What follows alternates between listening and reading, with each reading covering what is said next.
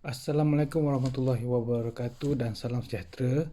Kami ingin membentangkan berkaitan dengan pembentangan kumpulan kami adalah pengurusan konflik dan stres di tempat kerja di dalam PDRM. Okey, saya Alif Izakur Nazlak bin Bahari 282127. Saya ingin membuat pembentangan membicarakan berkenaan pengenalan. Konflik di tempat kerja boleh dikategorikan konflik yang timbul antara individu, kumpulan dan organisasi. Konflik boleh ditarifkan sebagai perjuangan antara keperluan, keinginan, idea dan pencanggahan disebabkan perbezaan matlamat pihak yang lain. Dalam kajian Xinjiang 2011, tekanan berlaku apabila sesuatu situasi menjadi tegang dan dapat menjejaskan emosi, pemikiran dan juga keadaan fizikal seseorang.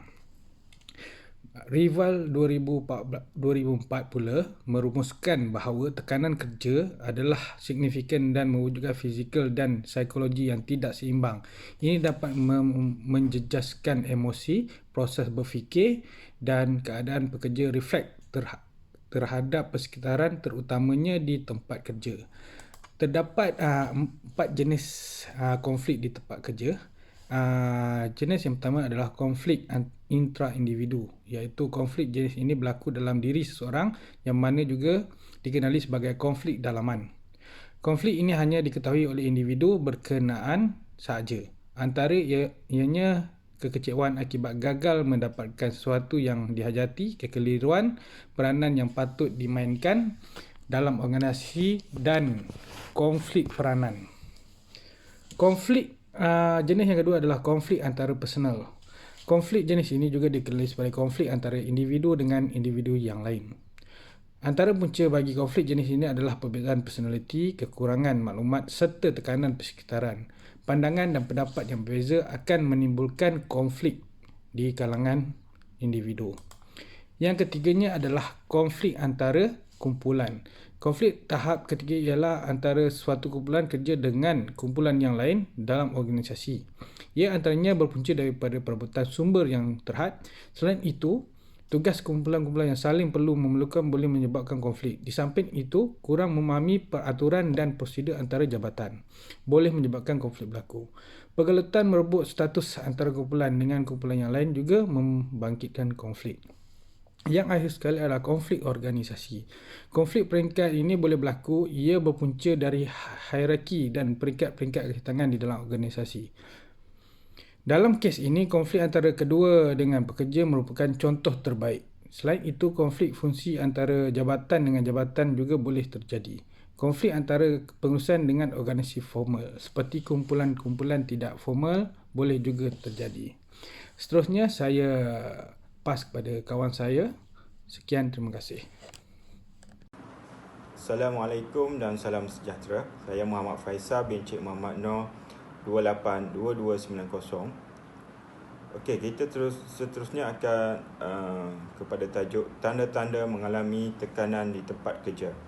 Kebanyakan individu yang mengalami tekanan tidak sedar akan dirinya berada dalam tekanan. Namun begitu, tanda-tanda seperti perubahan dalam tingkah laku dan mempunyai tindak balas tekanan ditunjukkan dalam perasaan seperti berada dalam kebimbangan, kemurungan, keresahan dan dalam keletihan.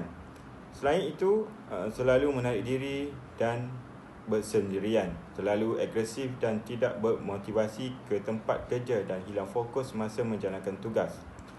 Individu juga mengalami tekanan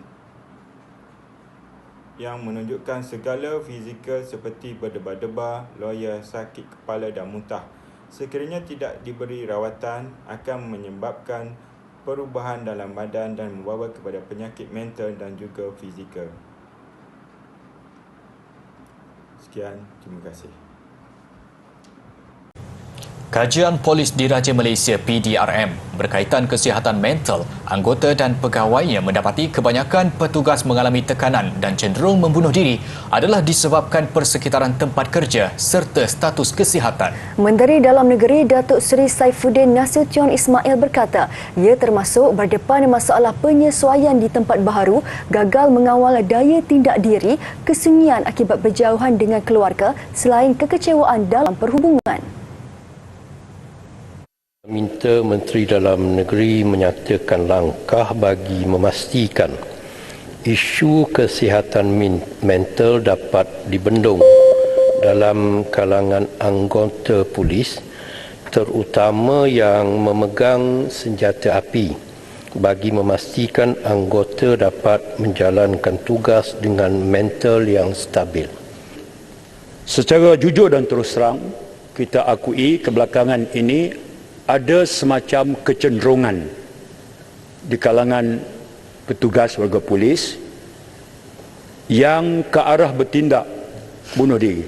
Ada kecenderungan. Kecenderungan itu dikesan seawal 2015-2016. Sebab itu langkah segera pasukan polis, walaupun kesnya angkanya kecil dan rendah, boleh dianggap terpencil berbanding 130,000 kuatan anggota. Tetapi cara pasukan polis dan KDM bertindak adalah sebelum kita menyusun langkah dan tindakan, kita menganalisa ke semua data melalui kajian-kajian empirikal. Misalnya, tambah beliau, langkah bagi memastikan tahap kesihatan mental dapat dibendung dan ditangani dengan baik. PDRM telah mempunyai pelan strategik yang diwujudkan 2021-2025, program pemerkasaan penilaian psikologi melalui pengukuran psikometrik. Bagi tujuan itu, terdapat beberapa inisiatif, antaranya arahan pentadbiran jabatan dan integriti dan pematuhan standard JIPS, arahan Ketua Polis Negara mengenai pengurusan kesihatan mental selain pengisian program melibatkan keagamaan dan kaunseling di bawah kelolaan unit sasiah, unit dakwah dan unit pengimarahan. Assalamualaikum warahmatullahi wabarakatuh. Saya Muhammad Syukri bin Abdullah, nombor metrik 282663 akan menyambung pembentangan kumpulan kami. Saya akan menerangkan berkenaan isu tekanan tempat kerja iaitu di PDRM. Polis Diraja Malaysia adalah organisasi yang tidak asing lagi dan diiktiraf sebagai pekerjaan dan profesion yang paling tertekan. Bidang kepolisian ini adalah satu kerjaya yang dapat memberi ancaman bahaya secara fizikal dan juga emosi. Kenyataan ini merujuk kepada Cullen, Ling, Travis and Levin 1983 dan juga Martinus Hearn, Richardson dan Booker 2007 dan juga Morton and Rosman 2006. Berdasarkan kajian lekar iaitu yang dibuat pada 2003, faktor yang menyebabkan tekanan kerja dalam organisasi adalah seperti tugas yang membosankan, tugas yang kurang mencabar, tugas yang tidak mempunyai skop yang meluas dan beban kerja yang banyak dan tidak mencukupi masa, serta bekerja di bawah tekanan masa seperti jadual yang ketat dan tidak fleksibel, waktu kerja yang tidak menentu dan jadual shift yang sangat teruk. Faktor lain adalah masalah pembangunan kerjaya dan status jaminan pekerjaan serta keperluan kebajikan pekerja yang diabaikan. Faktor seterusnya ialah mempunyai hubungan buruk dengan rakan sekerja seperti masalah buli, gangguan dan keganasan. Tambah pula, organisasi mempunyai sistem komunikasi yang lemah dan sistem kepimpinan yang sangat teruk. Seterusnya, berdasarkan kajian Colling and Long pada tahun 2003, anggota polis yang terlibat dengan situasi trauma akan mengalami tekanan trauma sederhana, burnout dan juga mengubah individu tersebut menjadi kurang rasa empati. Selain itu, punca berlakunya tekanan di kalangan anggota polis adalah disebabkan sistem perundangan dan kehakiman adalah berpihak kepada masyarakat dan memerlukan pembuktian yang teliti serta kertas kerja yang berkualiti tinggi menyebabkan bebanan kepada anggota polis. Faktor lain yang menyumbang kepada tekanan di tempat kerja adalah kerana organisasi PDRM adalah berstruktur birokrasi dan mempunyai ciri-ciri pengurusan kerana peranannya untuk menguatkuasakan undang-undang. Terima kasih. Assalamualaikum, nama saya Nur Izzati binti Samsul, nombor metrik 282701. Saya akan menerangkan tentang kesan tekanan dalam PDRM. Gambar-gambar di atas, yang pertama, anggota polis ditemui mati dengan kesan tembakan bersama anak beliau. Gambar yang kedua, seorang isteri anggota yang berpangkat Lance Corporal ditemui maut dengan kesan tembakan lebih 5 das. Yang ketiga, anggota polis ditemui maut dengan menembak lehernya sendiri. Dan yang terakhir, kes anggota polis ditemui mati dengan kesan tembakan kerana masalah peribadi. Seorang anggota polis berpangkat Sarjan maut selepas dipercayai menembak diri sendiri dalam kejadian di Balai Polis Bayar Lepas Pulau Pinang petang semalam.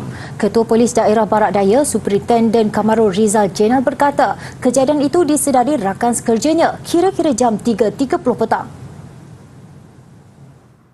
Mangsa yang berusia 51 tahun itu bertugas di Balai Polis sama dan dia ditemui meninggal dunia dengan 3 kesan tembakan di leher, dada serta kepala. Kejadian berlaku di pekarangan Balai Polis dan pihak polis turut menemui sepucuk pistol bersama anggota berkenaan. Pasukan forensik dari Ibu Pejabat Polis Kontijen IPK Pulau Pinang telah menjalankan siasatan ke lokasi kejadian dan punca kejadian masih dalam siasatan. Pihak polis turut menasihatkan orang awam agar tidak menyebarkan sebarang spekulasi berhubung kejadian itu. Mayat mangsa dihantar ke Hospital Pulau Pinang untuk proses bersiasat. Difahamkan mangsa telah berkhidmat selama 30 tahun dan meninggalkan seorang balu serta 3 orang anak.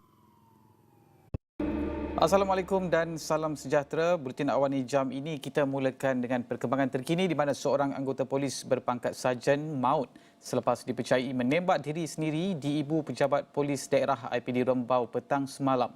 Dalam kejadian kira-kira pukul 6.30 petang itu, mangsa maut dengan kesan tembakan di bahagian kepala di Pejabat Bahagian Siasatan Jenayah IPD berkenaan. Ketua Polis Negeri Sembilan, Datuk Ahmad Zafir Muhammad Yusof berkata, mangsa yang berusia 58 tahun itu juga merupakan kaki tangan IPD itu. Laporan lanjut di astroawani.com. Dan ini berita menyayat hati dari Perlis. Seorang wanita maut ditembak suaminya yang juga anggota polis di sebuah rumah di Simpang 4 pagi tadi. Dalam kejadian kira-kira jam 6 pagi itu, mangsa Safsu Farnisha Saleh, 26 tahun, maut di dalam biliknya. Kejadian berlaku di rumah pasangan itu di Kampung Bendang Baru yang turut didiami ibu bapa mangsa. Siasatan awal mendapati bapa mangsa yang bangun tidur pada jam 5.30 pagi ada terdengar jeritan anaknya. Namun tiada apa berlaku selepas itu sehinggalah setengah jam kemudian dia terdengar beberapa das tembakan dari bilik tidur utama. Kedua-dua ibu dan bapa mangsa yang ketakutan lari keluar dari rumah untuk menyelamatkan diri. Ketua Polis Daerah Kanga, Assistant Commissioner U. Sharifuddin Muhammad Yusof berkata, abang mangsa membuat laporan tentang kejadian tembakan itu. So masa sebulan kita buat, apabila kita manggil nama dan sebagainya untuk negotiate dan sebagainya tak ada respon, so kita buat keputusan untuk serbu masuk lah. Dan bila kita serbu masuk, suspek dan mangsa berada dalam bilik utama tu, tempat bilik tidur utama tu. Dan seperti yang saya beritahu tadi lah, suspek dalam keadaan memegang senjata dan mangsa dalam keadaan baring. Siasatan mendapati mangsa cedera pada bahagian muka, dipercayai ditembak di bahagian kiri mata dengan pistol pada jarak dekat. Mayat mangsa dibawa ke unit forensik Hospital Tuanku Fauziah untuk bedah siasat. Difahamkan suspek yang berpangkat Lance Corporal berusia 27 tahun telah 4 tahun berkhidmat di Ibu Pejabat Polis Kontijen IPK Perlis, baru pulang daripada operasi dadah pada jam 5.30 pagi tadi. Ditanya sama ada mangsa mengalami kemurungan, ACP U. Sharifuddin berkata suspek akan menjalani pemeriksaan kesihatan sebelum mengesahkannya. Dia akan dibawa ke mahkamah esok bagi proses reman dan kes disiasat mengikut Seksyen 302 Kanun Kesesaan kerana bunuh. Seterusnya, kesan tekanan. Yang pertama, ketidakseimbangan emosi. Individu yang merasa stres menyebabkan emosinya terganggu dan tidak stabil. Emosi yang tidak stabil akan menyebabkan individu yang terbabit, sering termenung, suka bersendirian, bercakap sendiri, menangis dan sebagainya. Jika tidak diselamatkan, beliau akan mengalami tekanan jiwa yang boleh membawa kepada tidak siuman. Yang kedua, hilang kawalan diri. Stres yang dihadapi dalam jangka masa yang panjang membuatkan seseorang individu merasa tertekan dengan hidupnya dan cepat marah. Beliau juga suka bermurung dan mengasihkan diri serta kurang berinteraksi dengan orang lain. Keadaan ini boleh membawa kepada gejala mengamuk, pembunuhan dan hilang kawalan diri. Yang ketiga, hilang kemampuan bekerja. Individu yang mengalami stres juga merasa seperti tidak bermaya dan semangat untuk meneruskan pekerjaan. Ini menyebabkan individu terbabit tidak mempunyai daya kerja yang tinggi, sehingga boleh menjejaskan kerjayanya. Yang keempat, masalah pemakanan. Individu yang mengalami stres jarang mengawal diet mereka. Mereka mungkin mengambil terlalu banyak makanan berlemak serta berkolesterol tinggi. Ini boleh menyebabkan kegemukan, darah tinggi, lemah jantung dan sebagainya. Yang terakhir, memusnahkan masa depan. Stres boleh memusnahkan masa depan individu apabila kehilangan pekerjaan kerana tiada tumpuan sebab terlalu berfikir, merenggangkan hubungan dengan keluarga apabila sering marah kerana tekanan, malah dalam keadaan kritikal akan hilang ingatan dan tiada kawalan diri, sehingga boleh menyebabkan merengkuk di dalam penjara dan pusat-pusat perubatan. Terdapat juga kes kematian disebabkan stres. Excessive pressure in the workplace can lead to work-related stress. Factors like demanding workloads, poor management of change, and difficult working relationships can cause your body to react. This chemical reaction helps you to cope with the perceived threats. This is often called the fight or flight response. Experiencing work-related stress for an extended period of time can cause depression and anxiety, as well as physical problems such as heart disease and high blood pressure. Assalamualaikum warahmatullahi wabarakatuh. Terima kasih diucapkan kepada Cik Nur Izzati. Saya Ahmad Fairuz bin Muhammad Nur, nombor metrik 282130 akan menerangkan tajuk peranan pengurusan organisasi. Organisasi harus bertanggungjawab agar tekanan dapat diminimumkan di kalangan pekerja dan menekankan aspek pengurusan tekanan individu dan perlu mengenali serta memahami konflik dan menyelesaikan dari awal. Konflik dapat diselesaikan dengan mengambil pendekatan, membincang dan mencari penyelesaian. Organisasi boleh mengambil tindakan dengan membuat penambahbaikan tempoh masa bekerja. Ini kerana masa bekerja yang panjang akan menyebabkan pekerja mempunyai kekangan masa untuk memenuhi tanggungjawab yang lain. Oleh itu, dengan mengurangi masa bekerja dan memberikan pendidikan pengurusan masa yang betul akan mengurangkan masalah tekanan ini. Seterusnya, penggunaan teknologi yang baru juga harus digunakan oleh pengurusan organisasi, terutamanya dalam membuat program latihan bagi memastikan maklumat, ilmu dan perkongsian pengalaman dapat menarik perhatian semua kaki tangan dan mempraktikkan ilmu tersebut dalam kehidupan seharian. Organisasi berperanan mendedahkan kaki tangan mereka untuk sentiasa mengimbangi kehidupan antara kerjaya dan kehidupan. Mempunyai life balance dapat mengurangkan kadar tekanan yang menjadi masalah di tempat kerja. Organisasi harus memainkan peranan dengan menggalakkan komunikasi antara pekerja dan pihak pengurusan. Sentiasa memastikan maklumat daripada kalangan kaki tangan dan pengurusan sumber manusia dapat dihubungi dan diakses secara langsung tanpa melibatkan pihak ketiga. Akhir sekali, organisasi juga perlu memahami dan meletakkan objektif organisasi bahawa kebajikan pekerja harus diletakkan sebagai fokus utama. Ini kerana situasi kerja yang baik dan sokongan sosial yang bagus dapat meningkatkan prestasi pekerja dan memberi keuntungan serta kebaikan kepada organisasi tersebut. Sekian, terima kasih.